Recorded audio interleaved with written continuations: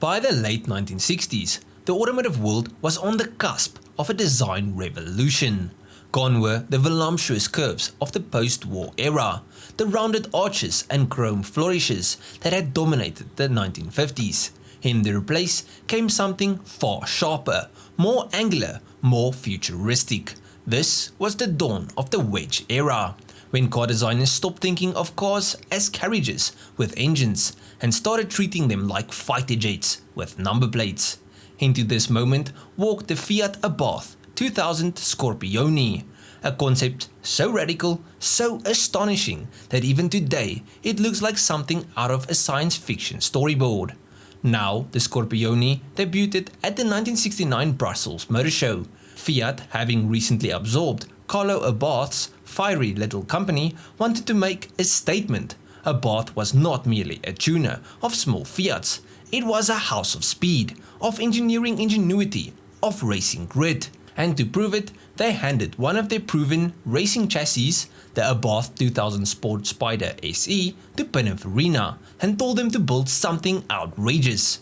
The result was the Scorpione, a car that combined Abarth's competition engineering with Pininfarina's ability to make everything look like it had fallen out of the future. And make no mistake, this wasn't a hollow showpiece. Beneath the angular fiberglass laid a real working machine. That's important because at the time many concept cars were just polystyrene models on wheels, things you could look at but never drive. The Scorpione, however, ran, moved and terrified anyone within earshot of its exhaust. Now the bones of the Scorpione came directly from the Abarth 2000 Sport Spider SE, as I said earlier, a machine designed for sports car racing. This was no mere Fiat 124 saloon stretched and rebodied. The chassis was lightweight, rigid and engineered to withstand the rigors of competition. Abarth knew that if the Scorpione was to be more than just a pretty face, it needed to rest on something proven. Underneath, you had double wishbone suspension at the front and a sophisticated rear setup designed to keep the car planted even at the limit. It was mid-engined, which in 1969 still felt exotic. Remember, Lamborghini had only launched the Miura a few years earlier, and the mid-engine formula hadn't yet filtered down to the mainstream. For Fiat to show off a mid-engine concept car, even one with racing DNA, was a clear statement of intent. This was Italy saying, yes, Ferrari builds fast cars, Lamborghini builds beautiful ones, but don't forget us. And this engineering credibility gave the Scorpione a seriousness that other concepts lacked. It wasn't some styling exercise bolted to a chassis that would crumble under the strain of its own ambition. This car could move, and it could move quickly. But here's where things get amusing. With looks that could shame a Ferrari, you'd expect the Scorpione to house something suitably exotic, a V8 or perhaps even a V12. After all, wedge-shaped cars would later become associated with exotic V8s and V12s.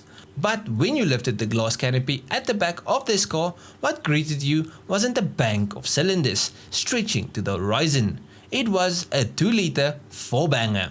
Now on paper, that sounds disappointing. It's like opening a box labeled Rolex and finding a Swatch inside.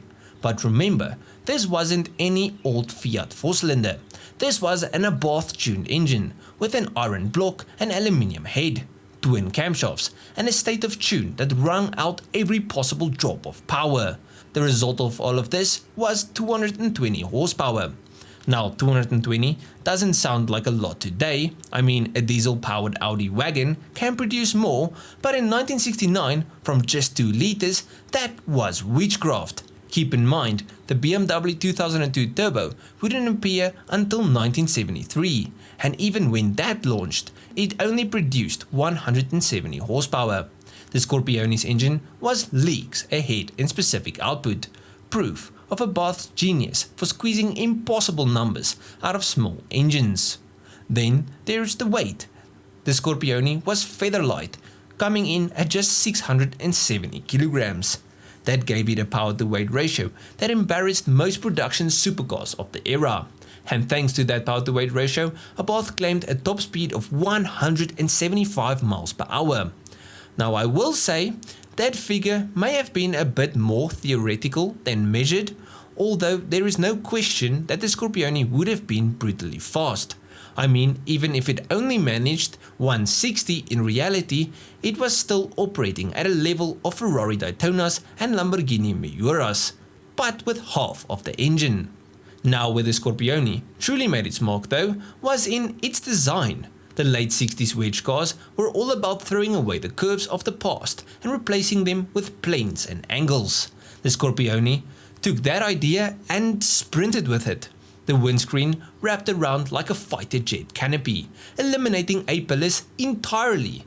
The effect was dramatic. From the inside, you had a panoramic 180-degree view of the road, and it must have felt less like driving a car and more like piloting a spacecraft. Then there was the pop-up headlight bar, 6 lamps hidden in a central strip that rose up when needed. This wasn't just clever, it was theatrical. Pininfarina understood that cars are theatre as much as transport, and the Scorpione delivered its drama in spades. At the rear, the car looked almost unfinished, which was a deliberate choice to showcase the engine under the glass canopy. The exhaust pipe comically oversized and protruding like a muzzle of a tank cannon. You didn't need to see the car move to understand what it was. You could tell from the way it looked that it was built for speed and spectacle. And then there was the noise. When the Scorpione reappeared decades later at the Concorso de Eleganza Villa d'Este, spectators weren't just struck by the way it looked, they were floored by the way it sounded. That oversized exhaust pipe wasn't just decoration, it funneled the fury of a 220 horsepower Abarth tuned engine into something that sounded far bigger and far meaner than the numbers suggested. Descriptors of the sound often use words like brutal and cannon-like.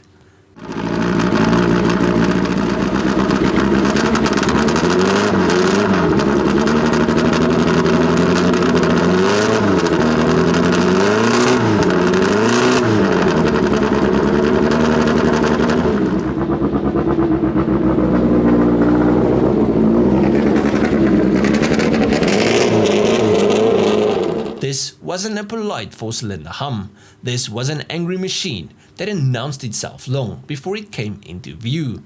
It was theatre again, and that's the essence of what made the Scorpione so special. But unlike so many concept cars, the Scorpione wasn't destroyed after its show career, instead it survived. In 1992, Japanese architect Shiro Kosaka purchased it directly from Fiat, but not without conditions. Fiat only agreed to sell the car if Kosaka promised to build a museum to house it. He did exactly that, establishing the Fiat Abarth near Yamanaka Lake in Japan. To this day, the Scorpione resides there, preserved as a rare piece of automotive history. It's fitting that the car ended up in a museum, because that's what it always was, a piece of rolling art, not a product, not a precursor to something else, but a snapshot of ambition, design and engineering from a very particular moment in history. But at the end of this video, please let me know what you guys think of this car and its story. Also let me know if you guys enjoyed this video, and if you did, please leave a like and subscribe to the channel. Now if you guys did like this video and found it interesting, you'll most probably enjoy most of my other stuff, so just go through my channel, see if there's something else to like. I'll check you guys in the next one. Cheers,